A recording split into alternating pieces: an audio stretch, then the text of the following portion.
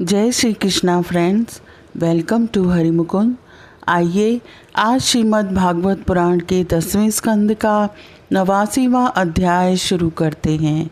इसमें भृगु जी के द्वारा त्रिदेवों की परीक्षा तथा भगवान का मरे हुए ब्राह्मण बालकों को वापस लाना, इसकी कथा बताई गई है। श्री सुखदेव जी कहते हैं, एक बार सरस्वती नदी के पावन तट पर यज्ञ प्रारंभ करने के लिए बड़े बड़े ऋषि मुनि एकत्र होकर बैठे। उन लोगों में इस विषय पर वाद विवाद चला कि ब्रह्मा, शिव और विष्णु में सबसे बड़ा कौन है। उन लोगों ने यह बात जानने के लिए ब्रह्मा, विष्णु और शिव की परीक्षा लेने के उद्देश्य से ब्रह्मा के पुत्र भृगु जी को उनके पास भेजा। महर्षि भृगु सबसे पहले ब्रह्मा जी की सभा में गए। उन्होंने ब्रह्मा जी के धैर्य आदि की परीक्षा करने के लिए ना उन्हें नमस्कार किया और ना तो उनकी स्तुति ही की। इस पर ऐसा मालूम हुआ कि ब्रह्मा जी अपने तेज से दहक रहे हैं। उन्हें क्रोध आ गया, परंतु जब समर्थ ब्रह्मा जी ने देखा कि यह तो मेरा पुत्र ही है, तब अपने मन में उठे हुए क्रोध को भीतर ही भीतर विवेक बुद्धि से दबा लिया। ठीक वैसे ही जैसे कोई अरणि मंथन से उत्पन्न अग्नि को जल से बुझा दे। वहाँ से महर्षि भृगु कैलाश में गए। देवादिदेव भगवान शंकर ने जब देखा कि मेरे भाई भृगु जी आए हैं, तब उन्होंने बड़े आनंद से खड़े होकर उनका आलिंगन करने के लिए भुजाएं फैला दीं। परंतु महर्षि भृगु ने उनसे आलिंगन करना स्वीकार न किया और कहा, तुम लोक और वेद की मर्यादा का उल्लंघन करते हो, इसलिए मैं तुमसे नहीं मिलता। भृगु जी की यह बात सुनकर भगवान शंकर क्रोध के मारे तिलमिला उठे। उनकी आंखें चढ़ गईं। उन्होंने त्रिशूल उठाकर महर्षि भृगु को मारना चाहा, परंतु उसी समय भगवती सती ने उनके चरणों पर गिरकर बहुत अनुनय विनय की और किसी प्रकार उनका क्रोध शांत किया। अब महर्षि भृगु जी भगवान विष्णु के निवास स्थान वैकुंठ में गए। उस समय भगवान विष्णु लक्ष्मी जी की गोद में अपना सर रखकर लेटे हुए थे। भृगु जी ने जाकर उनके वक्षस्थल पर एक लात कसकर जमा दी। भक्त वत्सल भगवान विष्णु लक्ष्मी जी के साथ उठ बैठे और झटपट अपनी शैया से नीचे उतरकर मुनि को सिर झुकाया, प्रणाम किया। भगवान ने कहा, ब्राह्मण, आपका स्वागत है, आप भले पधारे। इस आसन पर बैठकर कुछ क्षण विश्राम कीजिए। मुझे आपके शुभागमन का पता ही न था, इसी से मैं आपकी अगवानी न कर सका। मेरा अपराध क्षमा कीजिए। हे महामुने, आपके चरण कमल अत्यंत कोमल हैं। यूं कहकर भृगु जी के चरणों को भगवान अपने हाथों से सहलाने लगे और बोले, आपके चरणों का जल तीर्थों को भी तीर्थ बनाने वाला है। आप उससे वैकुंठ लोक, मुझे और मेरे अंदर रहने वाले लोकपालों को पवित्र कीजिए। हे भगवान, आपके चरण कमलों के स्पर्श से मेरे सारे पाप धुल गए। आज मैं लक्ष्मी का एकमात्र आश्रय हो गया।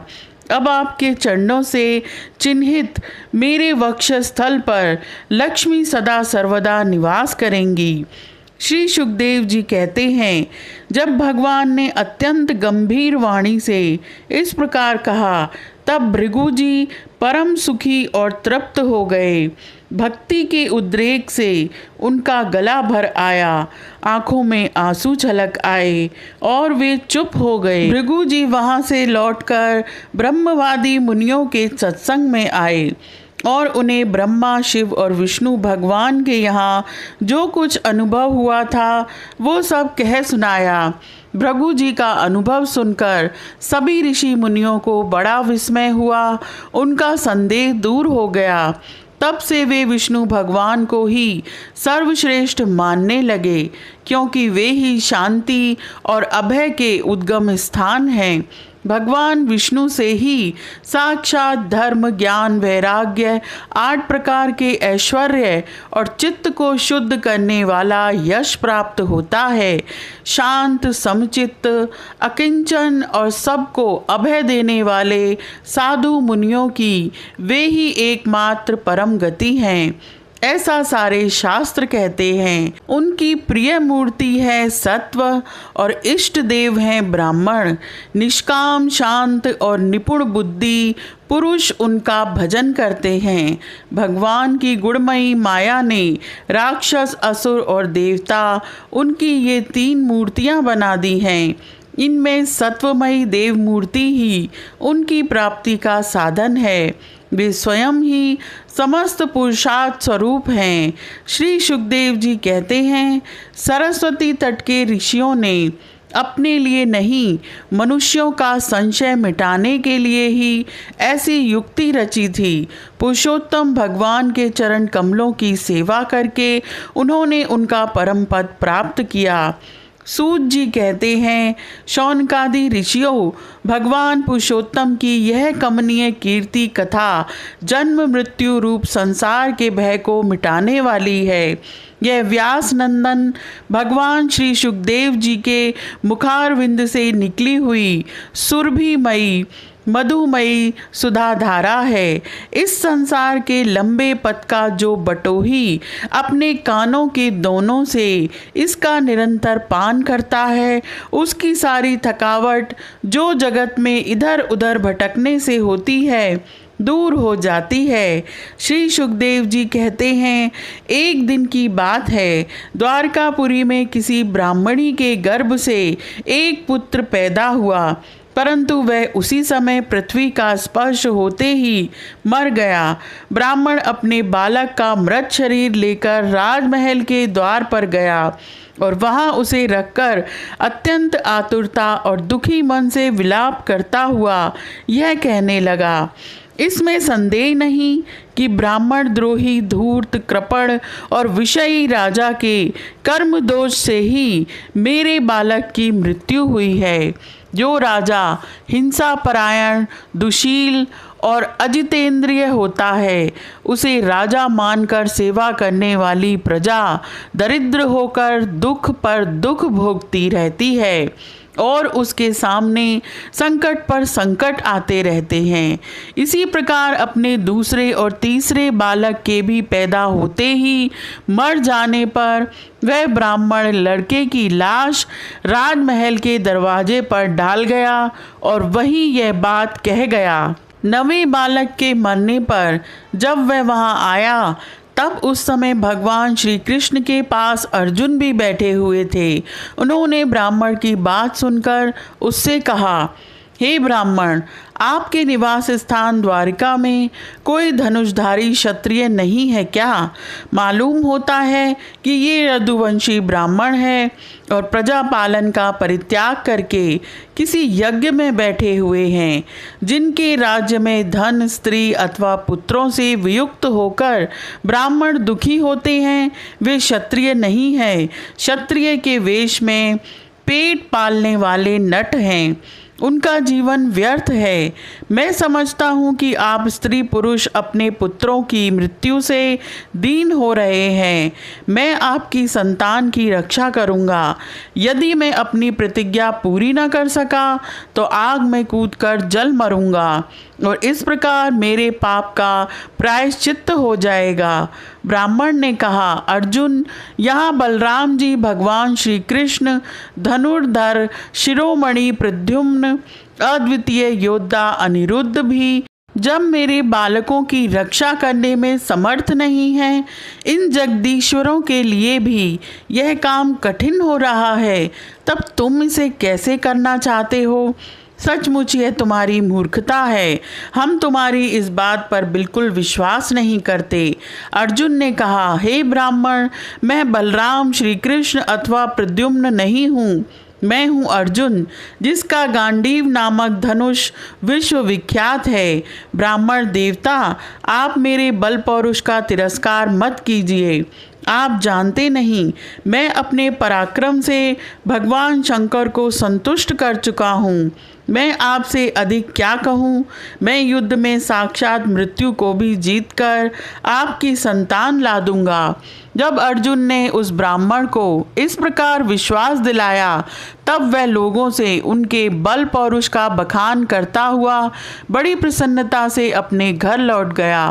प्रसव का समय निकट आने पर ब्राह्मण आतुर होकर अर्जुन के पास आया और कहने लगा, इस बार तुम मेरे बच्चे को मृत्यु से बचा लो। यह सुनकर अर्जुन ने शुद्ध जल से आचमन किया तथा भगवान शंकर को नमस्कार किया। फिर दिव्य अस्त्रों का स्मरण किया और गांडीव धनुष पर डोरी चढ़ाकर उसे हाथ में ले लिया। अर्जुन ने बाणों को अनेक प्रकार के अस्त्र मंत्रों से अभिमंत्रित करके प्रसव गृह को चारों ओर से घेर लिया। इस प्रकार उन्होंने सूतिका गृह के ऊपर नीचे अगल बगल बाणों का एक पिंजरा सा बना दिया। इसके बाद ब्राह्मणी के गर्भ से एक शिशु पैदा हुआ जो बार बार रो रहा था, परंतु देखते ही देखते वह सशरीर आकाश में अंतर्ध्यान हो गया। अब वह ब्राह्मण भगवान श्री कृष्ण के सामने ही अर्जुन की निंदा करने लगा। वह बोला, मेरी मूर्खता तो देखो, भला जिसे प्रद्युम्न, अनिरुद्ध, यहाँ तक कि बलराम और भगवान श्री कृष्ण भी न बचा सके, उसकी रक्षा करने में और कौन समर्थ है। मिथ्यावादी अर्जुन को धिक्कार है। अपने मुंह अपनी बड़ाई करने वाले अर्जुन के धनुष को धिक्कार है। इसकी दुर्बुद्धि तो देखो, यह मूर्तावश उस बालक को लौटा लाना चाहता है जिसे प्रारब्ध ने हमसे अलग कर दिया है। जब वह ब्राह्मण इस प्रकार उन्हें भला बुरा कहने लगा, तब अर्जुन योग बल से तत्काल संयमनीपुरी में गए और जहाँ भगवान यमराज निवास करते हैं वहाँ उन्हें ब्राह्मण का बालक नहीं मिला।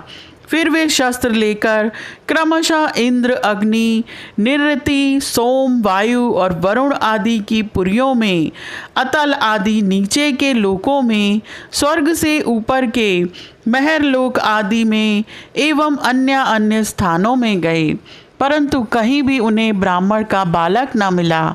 उनकी प्रतिज्ञा पूरी न हो सकी। अब उन्होंने अग्नि में प्रवेश करने का विचार किया, परंतु भगवान श्री कृष्ण ने उन्हें ऐसा करने से रोकते हुए कहा, भाई अर्जुन, तुम अपने आप अपना तिरस्कार मत करो। मैं तुम्हें ब्राह्मण के सब बालक अभी दिखाई देता हूँ। आज जो लोग तुम्हारी निंदा कर रहे हैं वे ही फिर हम लोगों की निर्मल कीर्ति की स्थापना करेंगे। सर्वशक्तिमान भगवान श्री कृष्ण इस प्रकार समझा बुझाकर अर्जुन के साथ अपने दिव्य रथ पर सवार हुए और पश्चिम दिशा को प्रस्थान किया। उन्होंने 7 पर्वतों वाले 7 द्वीप, 7 समुद्र और लोकालोक पर्वत को लांघकर घोर अंधकार में प्रवेश किया। वह अंधकार इतना घोर था कि उसमें शैब्य, सुग्रीव, मेघपुष्प और बलाहक नाम के चारों घोड़े अपना मार्ग भूलकर इधर उधर भटकने लगे। उन्हें कुछ सूझता ही न था।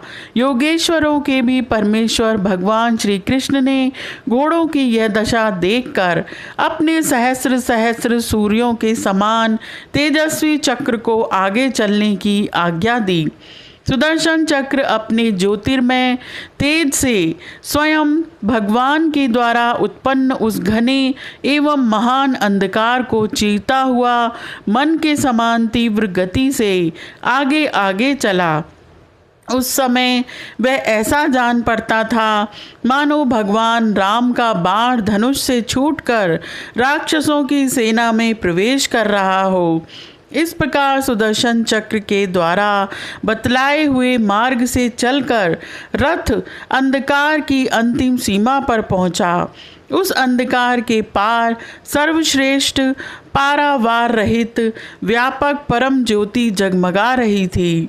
उसे देखकर अर्जुन की आंखें चौंधिया गईं और उन्होंने विवश होकर अपने नेत्र बंद कर लिए।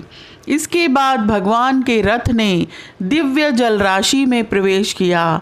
बड़ी तेज आंधी चलने के कारण उस जल में बड़ी बड़ी तरंगें उठ रही थीं, जो बहुत ही भली मालूम होती थीं।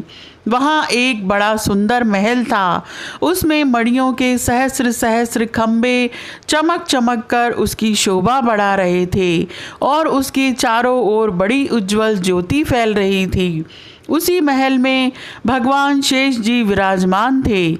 उनका शरीर अत्यंत भयानक और अद्भुत था। उनके सहस्र सिर थे और प्रत्येक फण पर सुंदर सुंदर मणियाँ जगमगा रही थीं। प्रत्येक सिर में दो दो नेत्र थे और वे बड़े ही भयंकर थे। उनका संपूर्ण शरीर कैलाश के समान श्वेत वर्ण का था और गला तथा जीभ नीले रंग की थी। अर्जुन ने देखा कि शेष भगवान की सुखमयी शैया पर सर्वव्यापक महान प्रभावशाली परम पुरुषोत्तम भगवान विराजमान हैं। उनके शरीर की कांति वर्षाकालीन मेघ के समान श्यामल है। बहुमूल्य मणियों से जटित मुकुट और कुंडलों की कांति से सहस्रों घुंघराली अलकें चमक रही हैं। लंबी लंबी सुंदर 8 भुजाएं हैं। गले में कौस्तुभ मणि है। वक्ष स्थल पर श्रीवत्स का चिन्ह है और घुटनों तक वनमाला लटक रही है। अर्जुन ने देखा कि उनके नंद सुनंद आदि अपने पार्षद, चक्र सुदर्शन आदि अपने मूर्तिमान आयुध तथा पुष्टि, श्री, कीर्ति और अजा, ये चारों शक्तियाँ एक संपूर्ण रिद्धियाँ ब्रह्मादि लोकपालों के अधीश्वर भगवान की सेवा कर रही हैं। भगवान श्री कृष्ण ने अपने ही स्वरूप श्री अनंत भगवान को प्रणाम किया। अर्जुन उनके दर्शन से कुछ भयभीत हो गए थे। श्री कृष्ण के बाद उन्होंने भी उनको प्रणाम किया और वे दोनों हाथ जोड़कर खड़े हो गए। अब ब्रह्मादि लोकपालों के स्वामी भूमा पुरुष ने मुस्कुराते हुए मधुर एवं गंभीर वाणी से कहा, श्री कृष्ण और अर्जुन, मैंने तुम दोनों को देखने के लिए ही ब्राह्मण के बालक अपने पास मांग लिए थे। तुम दोनों ने धर्म की रक्षा के लिए मेरी कलाओं के साथ पृथ्वी पर अवतार ग्रहण किया है। पृथ्वी के भार रूप दैत्यों का संहार करके शीघ्र से शीघ्र तुम लोग फिर मेरे पास लौट आओ। तुम दोनों ऋषिवर नर और नारायण हो। यद्यपि तुम पूर्ण काम और सर्वश्रेष्ठ हो, फिर भी जगत की स्थिति और लोक संग्रह के लिए धर्म का आचरण करो। जब भगवान भूमा पुरुष ने श्री कृष्ण और अर्जुन को इस प्रकार आदेश दिया, तब उन लोगों ने उसे स्वीकार करके उन्हें नमस्कार किया और बड़े आनंद के साथ ब्राह्मण बालकों को लेकर जिस रास्ते से जिस प्रकार आए थे उसी से वैसे ही द्वारका में लौट आए। ब्राह्मण के बालक अपनी आयु के अनुसार बड़े बड़े हो गए थे। उनका रूप और आकृति वैसी ही थी जैसी उनके जन्म के समय थी। उन्हें भगवान श्री कृष्ण और अर्जुन ने उनके पिता को सौंप दिया। भगवान विष्णु के उस परम धाम को देखकर अर्जुन के आश्चर्य की सीमा न रही। उन्होंने ऐसा अनुभव किया कि जीवों में जो कुछ बल पौरुष है वह सब भगवान श्री कृष्ण की ही कृपा फल है। भगवान ने और भी ऐसे अनेकों ऐश्वर्य और वीरता से परिपूर्ण लीलाएं की। लोक दृष्टि में साधारण लोगों के समान सांसारिक विषयों का भोग किया और बड़े बड़े महाराजाओं के समान श्रेष्ठ श्रेष्ठ यज्ञ किए। भगवान श्री कृष्ण ने आदर्श महापुरुषों का सा आचरण करते हुए ब्राह्मण आदि समस्त प्रजा वर्गों के सारे मनोरथ पूर्ण किए। ठीक वैसे ही जैसे इंद्र प्रजा के लिए समय अनुसार वर्षा करते हैं। उन्होंने बहुत से अधर्मी राजाओं को स्वयं मार डाला और बहुतों को अर्जुन आदि के द्वारा मरवा डाला। इस प्रकार धर्मराज युधिष्ठिर आदि धार्मिक राजाओं से उन्होंने अनायास ही सारी पृथ्वी में धर्म मर्यादा की स्थापना करा दी। यह अध्याय यहीं समाप्त होता है। आज के लिए इतना ही। Please like, share and subscribe my channel. Thank you.